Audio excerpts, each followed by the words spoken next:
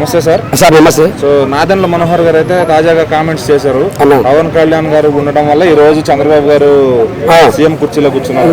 Correct sir. అది మరి కొంతమందికి కూటమిలో భాగంగా ఉన్న వాళ్ళకి నచ్చట్లా. అది ఓపెన్ అన్న, ఎవరిష్టం వాళ్ళది. అన్నగారు అనేది తప్పేం కాదన్న.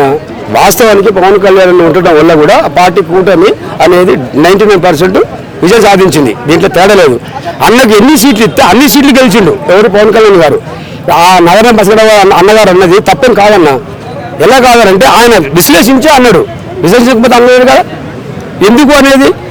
అంటే బిఫోర్ ఈయన అవుటా ముఖ్యమంత్రి కాలే కదా, అన్నగారు చేసిండు, మళ్ళీ ఈయన చేసిండు, ఆయన తప్పులు ఈయన తప్పులు అని చెప్పిండు. ఓకే, పవన్ కళ్యాణ్ రావడం వల్ల నేను కూడా అంటున్నా, మనవరం కంటే నేను కూడా అంటున్నాను. అదే ఒక ఎవరిదని ఒక ఓటర్గా అంటున్నాను నేను.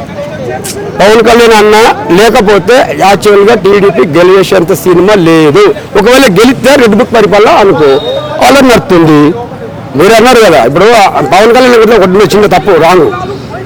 వకీల్ సాబ్ సినిమా ఉందండి, అందులో ఆడపిల్లలు అంటారా ఇప్పుడు ఏం జరుగుతున్నాయి.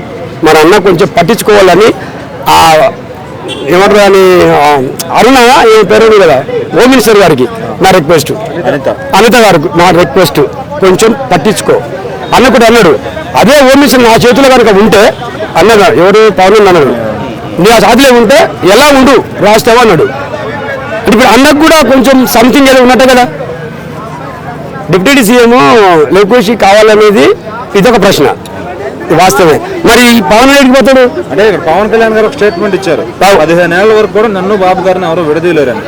మరి ఆయన స్థాయి వ్యక్తి ఆ మాట ఇది రాంగ్ అన్న. ఎట్లా చెప్పనా, భార్య భర్తలు మనం తాళి కట్టినప్పుడే విడిపోతున్నప్పుడు ఒక పార్టీ విడిపోవడం అనేది సహజం. కానీ అన్నగారు మరి ఆ నమ్మకం, అది పవన్ అన్న నమ్మకం, అది ఆయన దారిలో మరి వీళ్ళు కూడా నడవాలి కదా. ఎవరైతే మంత్రులు ఎట్లా నడతారన్నా, వాళ్ళు ఎక్కువ వీళ్ళు తక్కువ. ఈయన 22 ఎంత అన్నగా ఇప్పుడు ఆయన సీట్లు వాళ్ళు ఎక్కువ. ఇప్పుడు ఆయన దారిలో ఈయన నడవాలంటే ఆయన నడవలేడు కదా.